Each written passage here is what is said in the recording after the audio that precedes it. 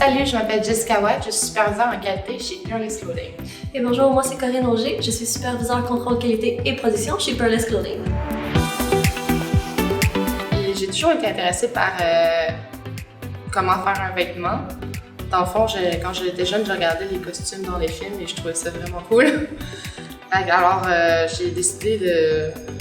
je vais pouvoir...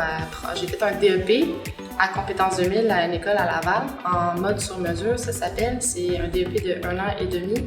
Après avoir fait ce DEP-là, j'ai eu quelques jobs dans des petites boutiques à Montréal. Mais pendant ces 5 ans-là, j'ai décidé aussi à un moment donné de retourner aux études dans le cégep, mais dans une branche totalement différente. Comme je disais tantôt, vu que j'aimais beaucoup le cinéma et les costumes de système, j'ai décidé d'aller au cinéma au cégep en cinéma. Mais malheureusement, j'ai découvert que c'était pas quelque chose que j'aimais tant que ça. Donc, je suis par la suite revenue à la mode et après ça, j'ai eu une de mes collègues de travail du Club Tissu, comme je disais, qui m'a parlé de cette place-ci. Et j'ai appliqué ici et une semaine plus tard, j'ai eu mon entrevue et j'ai été engagée. Oui, donc mon parcours scolaire qui m'a amenée ici, moi au début, quand j'étais un peu plus jeune, puis que j'étais rendue, que j'avais terminé secondaire dans le fond, j'ai toujours été une personne qui était super artistique, donc c'est sûr que c'était un domaine qui m'intéressait vraiment beaucoup.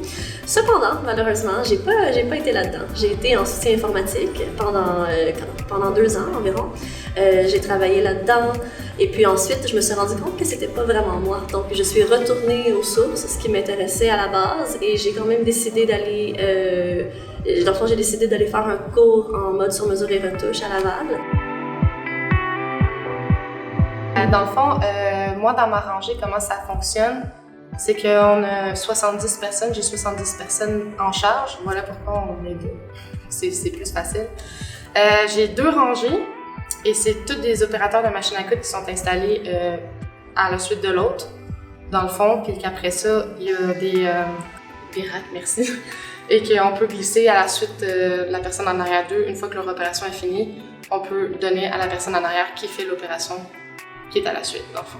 Effectivement, on fait un total de 5200 manteaux par semaine, donc effectivement, ça fait beaucoup à la fois à vérifier en étant une seule personne ou même en étant 2 personnes pour des zones plus grandes, parce que Jessica, elle s'occupe de 70 employés. Moi, c'est un peu plus petit. Dans ma zone à moi, on fait les manches. Donc, nous, on reçoit le matériel de coupe du 3e étage.